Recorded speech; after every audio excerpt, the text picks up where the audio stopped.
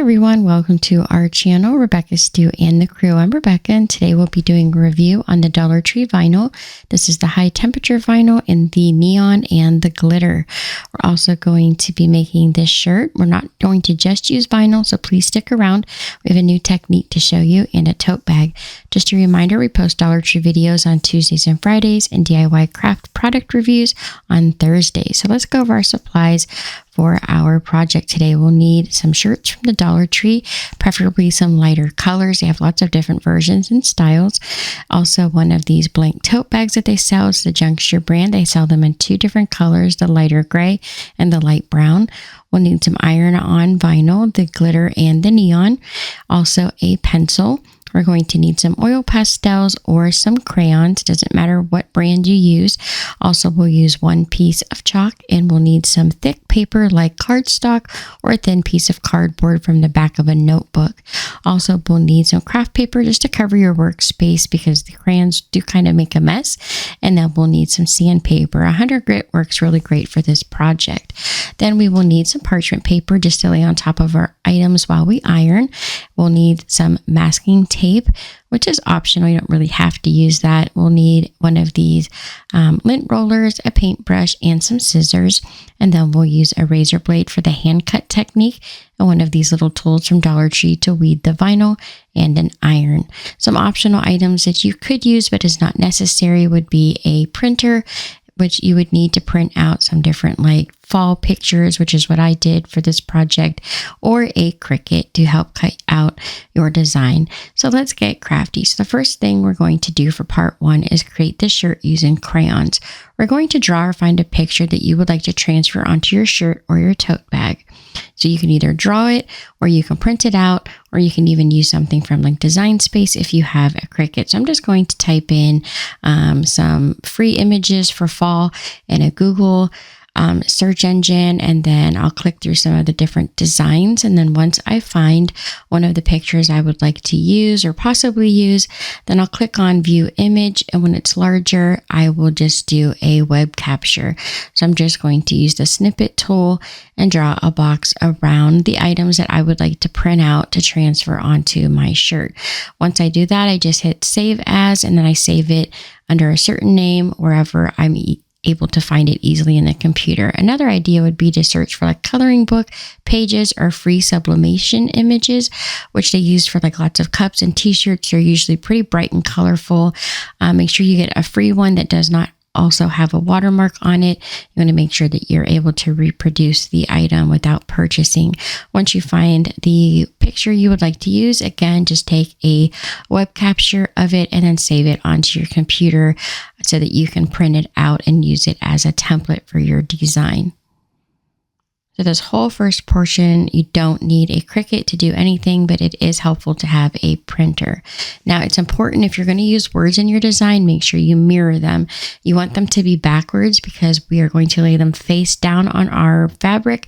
And that way, when we take the printout off, it will be the right way so you can read it. This is the printout I'm using, just these three different pumpkins. I printed them out in black and white, and then I'm going to take a piece of just regular chalk and we're going to trace over the whole picture to create the outline. Now, it doesn't show up super well on the sandpaper when we transfer it over, but you just need the lines light enough that you can follow the pattern and finish sketching it in with your pencil. So I'm just kind of going over the whole design with the chalk. I do go over the lines a few times because I want that chalk residue to come off easily on my sandpaper. Now, if you have a pencil, you can just trace over top of the design from the back, and that will help transfer those chalk lines onto your sandpaper, or you can use like a popsicle stick or a rubbing tool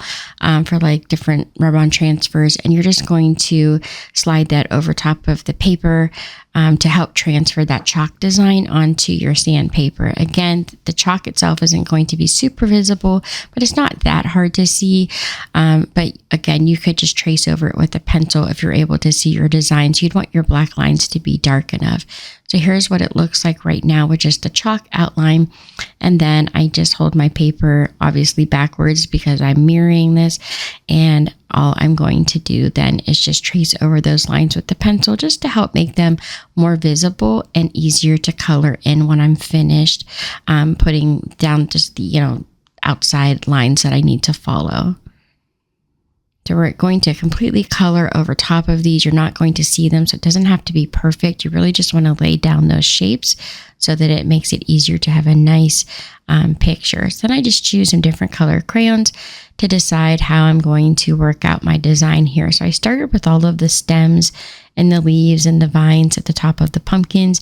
I used some different varying shades of brown, green, and yellow, and I just keep layering them on top of each other. Now, whatever's on top is going to be the color that you see the most. You are going to see some of those underlying colors as the wax melts when we put this on the fabric, but it is nice to layer the colors because it does help when it kind of melts onto the fabric to really spread out the color and give you some variations and look more of like a weathered printed look. It gives it kind of like a vintage aged look, which I think is really pretty. So I always tap it on the table and try to work off any excess crayons because you do get little dots that kind of spread out around the outside of your design. And then when you iron it, you can get these little designs, little dots like around your design on your shirt, which you don't necessarily want. And so I just find it easier to like color a little bit and pick it up and tap it on the table. And another thing you could do is like in the directions or the supplies I showed you guys, you would need a paintbrush. That's what the paintbrush is for. You can use it to help brush away the little pieces of crayon that kind of flake off. The whole reason we're using the sandpaper is because we really want to lay down a thick layer of the wax, and the sandpaper helps us to do that by helping to scrape some of the crayon off onto the surface there. So I just keep coloring in different shades. I do like some darker colors towards the top and the bottom, and then some lighter colors just to give those varying shades and make it look like the light's hitting it in different directions and look a little bit more realistic than it would be if it was just like a flat picture. So a lot of people now have been making sublimation shirts, which is a kind of print that you can print out, and the ink prints into the fabric, and it's really pretty. It's a very pretty design, but those printers can be hundreds of dollars. The materials are very expensive. So I wanted to come up with a way I could show you guys to make shirts that you don't have to have all of this expensive materials, and it's fun to do. Kids can do them. I actually did these with my kids over the weekend, and I learned this clear back in elementary school when I was a child. So it is a thing that's been around for forever, but it's kind of a lost art. I just don't see people doing this anymore, and I thought it would be kind of fun to bring it back and show the different things you can do with these shirts. You could make Christmas shirts, birthday shirts, just little personalized things for sleepovers, kids' parties. I think it would be lots of fun to do different designs for all of those different things. You could even make placemats out of these if you wanted to for different holidays and save them each year as your kids grow. I think that would be really fun.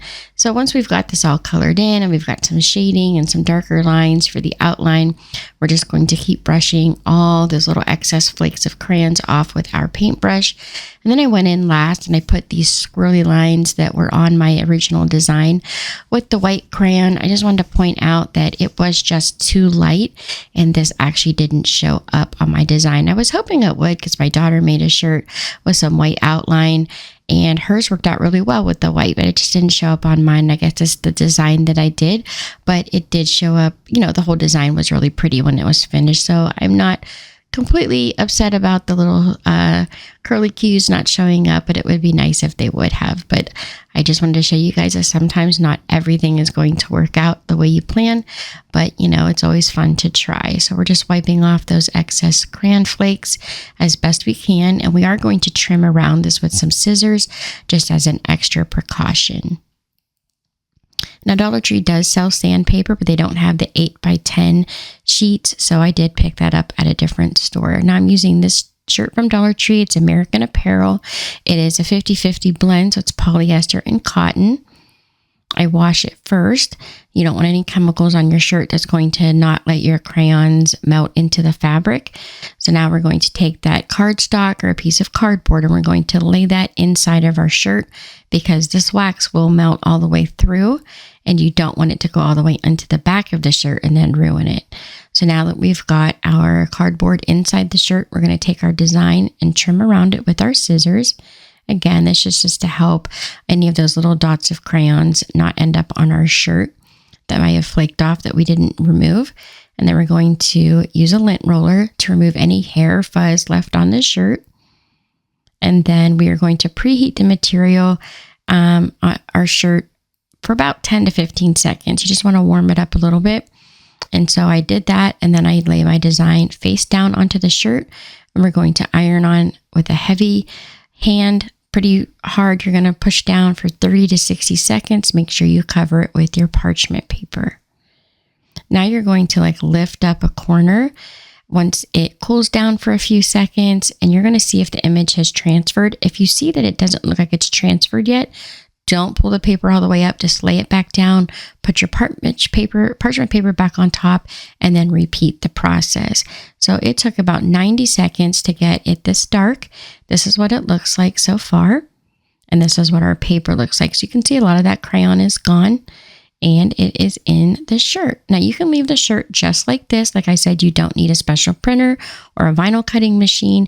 It's really up to you. So now to set this design, we're going to throw it into the dryer for about 20 minutes on high heat, and it should set the design. And to wash it, you just want to wash it in cold water. So now we are going to do step 2. This is going to be with the vinyl. You can draw on the vinyl with a pencil and cut it out with an X-Acto knife or a razor, or you can use a cutting machine. Now we're going to use a cutting machine first to do a review. We're going to see how this new HTV vinyl from Dollar Tree Crafter Square line works in the Cricut. We will use the hand cut version in the last DIY that we do, so don't leave. If you do not have a Cricut or a cutting machine, you can still use Dollar Tree vinyl. I say this all of the time. Don't let it scare you away. So let's see how this works. The first new vinyl we're going to use from Dollar Tree is the Crafter Square HTV clear vinyl in black. It's a 12 by 12 inch square, and it is $1.25. So far, right off the bat, it looks good so far, but when I first start to open it, I noticed that it is peeling away from the backing, which is very important. This is a problem with a lot of the Dollar Tree vinyl that they sell, just like the permanent and removable vinyl that they carry. So I was a little bit worried at first. So I finish rolling it all the way out and I start to smooth it out, and I see it's really not that bad. It really was just lifted up on the edge. So I decide to take my Cricut tool and I do what they call burnish it. So I'm just going to rub this across and really stick that glitter vinyl back down to the backing, and then I will flip it over. Now, when you use this kind of vinyl that you're going to iron on, there's two sides. You've got the shiny side that's going to go down on your mat, and you're going to cut the back of it, or the side that doesn't have that shiny paper on it. So you always want to make sure your design is in reverse or mirrored, because we're going to flip it back over and iron it on, and you want it to be, when you flip it over, to be the right way that you want it to sit on your fabric. So, if you're going to do like a word, you need it to be backwards. For instance, we have "It's fall, y'all." And as you can see here, the first thing I do when I go into my program is I hit mirror, and it takes all the words and the designs and it flips them in the opposite direction, so that when I cut it out, it's cutting it out on the back of the material. And then when we flip it over to iron it on, it's the direction that I want it to be. And that shiny paper that we have on the backing of that vinyl is used to protect the vinyl. So now for the material choice, I'm actually going to choose just regular glitter vinyl iron-on. It's the just in one of the original setups. I didn't change the calibration or anything. I'm going to cut it just as is. But for the pressure, I did choose more. So I just want to see how it cuts out, just using the regular preset Cricut presets for their vinyl. I noticed right away there was a piece of vinyl that came out of the letter F. And again, this was the portion of the vinyl that was already lifted up right out of the packaging. So I was a little worried, but not too worried. I did see a few more pieces lift up, but they were easily pushed back down with my finger once it was done cutting. So I wasn't too worried at first. I thought it had worked. It looked pretty good. And then I started to notice there were a little bit more issues with it than I thought. So when I got a really good look at it, I noticed around the F and the A for the word fall that it hadn't actually cut the letter F all the way out. And for the S in the word it actually removed part of the S on the end, and it was just kind of a mess. Now the word y'all came out perfectly. It was perfectly cut. I didn't have to force it out of the vinyl. It peeled really well, which I'll show you guys here in a second. What I'm doing now is just trimming the vinyl down. I like to use those Dollar Tree rotary cutters to trim the vinyl on the mat. That way I can save most portions of the vinyl so I don't waste any. So we're just going to pull this little piece off that we have the words written in, and then we'll try weeding it to see how bad or how good this actually worked for our first try. So again, you can see that right around the F there, it didn't completely cut the whole F out. There's a line actually missing for some reason. So I did cut it out a second time because the word y'all came out pretty good. So I'm like, all right, I'm going to give it another try. And then that top corner of the vinyl, I just reused what I hadn't used before. And then we're going to weed it to see how it worked. Now, the second time around, it worked like a charm. It weeds really well. It was easy to get it off of the backing. I'm just using this little picker tool from the Dollar Tree. And as you can see, it just comes right off. It actually weeds really well. I had a little bit of an issue around the T, just that little cross line there. It got a little bit stuck, but it actually wasn't bad at all. And this is what it looks like.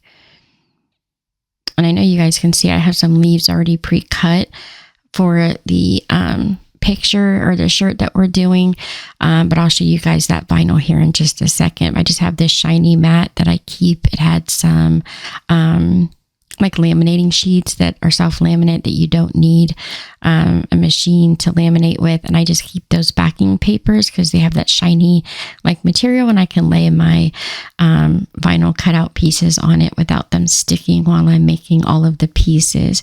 So now using the red vinyl here with the glitter, I unroll it.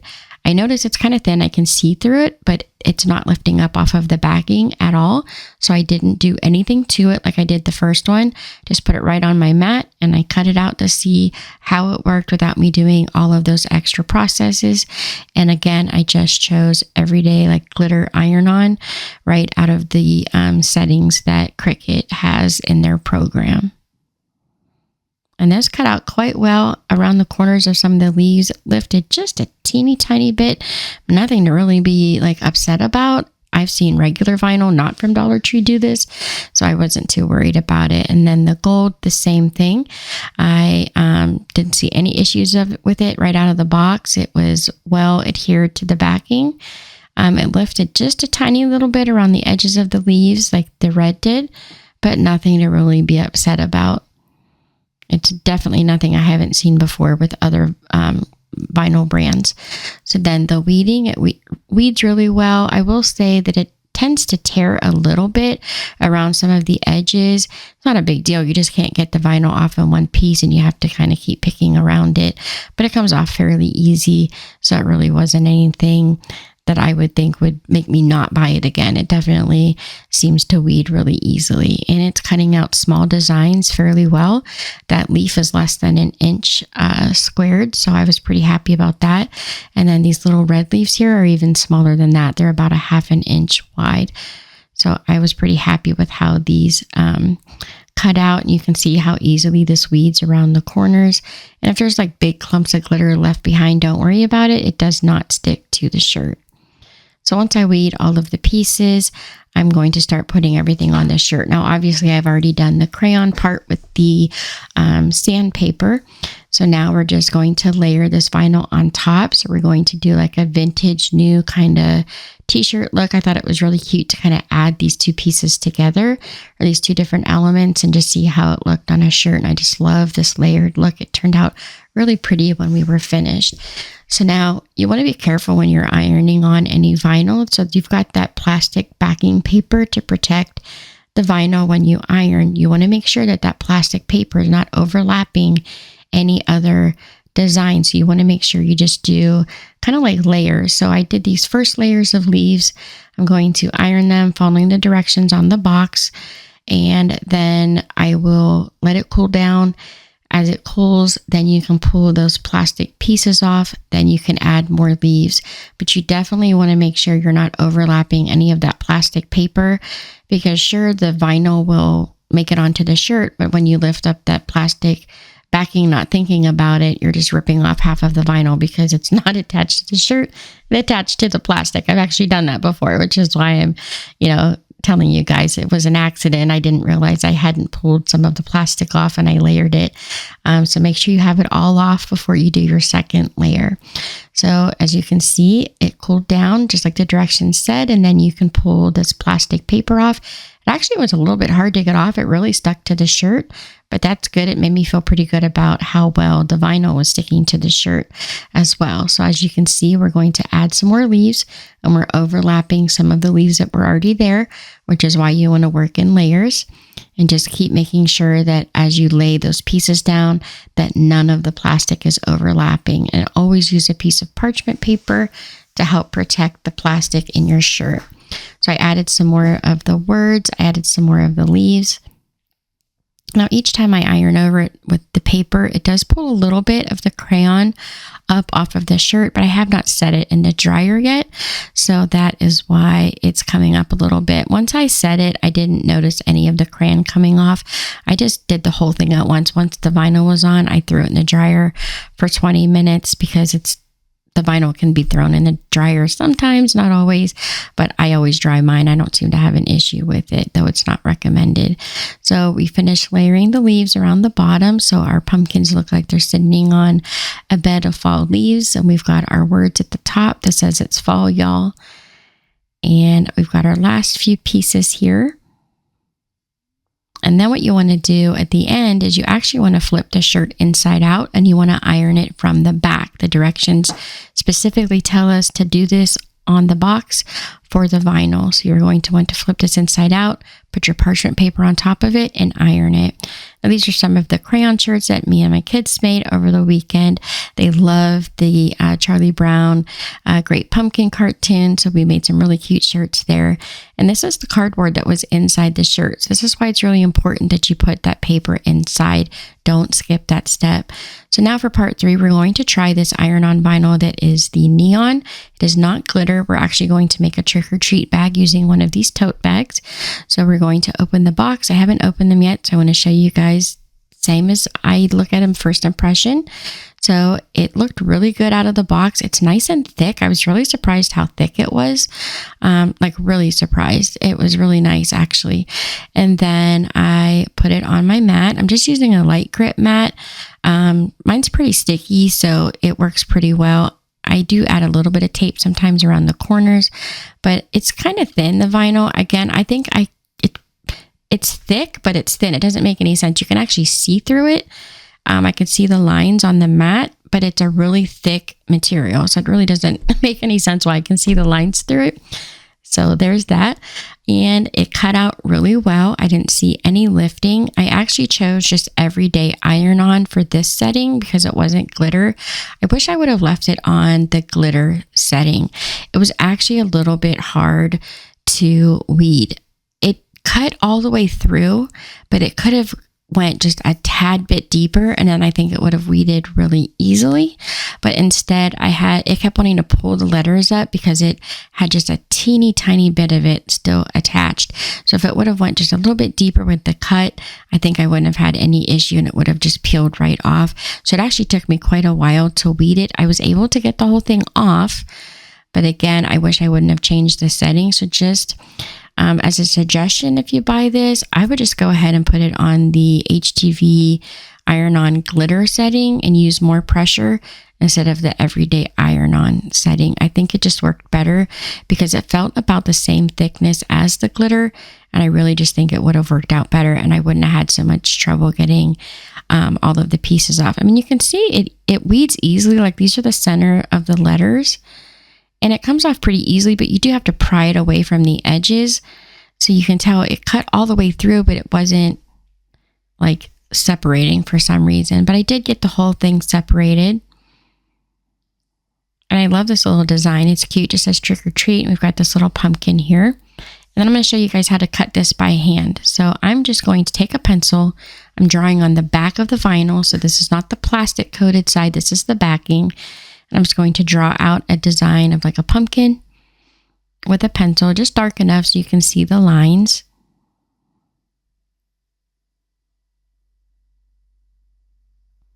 And then once I have that drawn, I'm going to take, it's kind of like an X-Acto knife, and we're going to cut around it and pull that excess vinyl off. And then we're going to start cutting out the center of the pumpkin. So we just leave almost like stencil lines behind. So this is a pretty easy design. So of course, if you're cutting this out by hand, you don't want to have some really super intricate design unless you're really good at using an X-Acto knife. But as you can see, you can just cut these pieces out by hand. You do not need a machine to cut it out. You can cut it out yourself. It just depends on how intricate you want to be with your design while cutting it by hand. But definitely like pumpkins and leaves, you would definitely do those by hand and create your own fall shirt. There's no need to shy away from the vinyl. You can even lay a stencil on top of it and trace around it.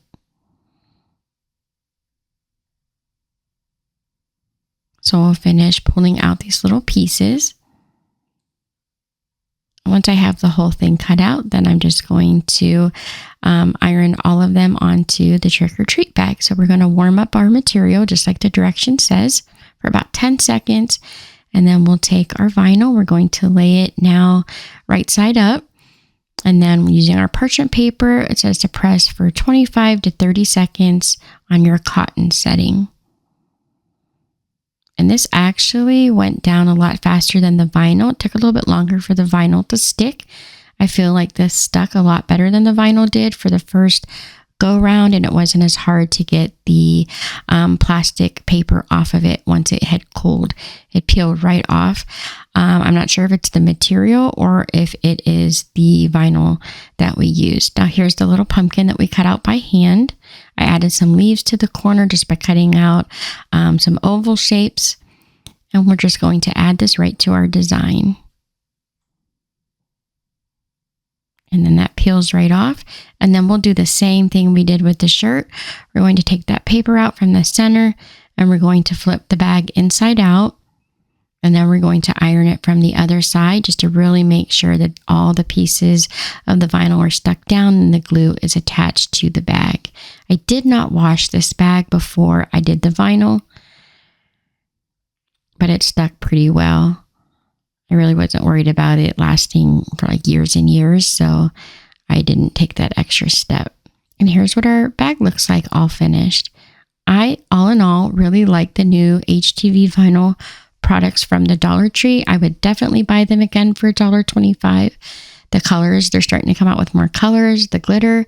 I was really excited. I thought it cut really well in the Cricut. Definitely a step up from the other vinyl that they have out. So in my opinion, I would definitely buy this again. I don't think it was a bad product at all. And I love this layered design with the crayon. It gives it that vintage, new age look. I just absolutely love this. My kids love this shirt so much. They're kind of fighting over it or who's going to get it. So I'm probably going to have to make a few more. I hope you guys enjoyed learning how to make these shirts and bags with us and learning a little bit about the Dollar Tree HTV vinyl. These are a lot of fun to do. I hope you guys will try to create some of these projects as well. And you'll come back and check out our channel again. Thank you guys so much for watching. Don't forget to subscribe, like, and share. And here are some other videos from our channel you might also enjoy. Have a great day, everyone.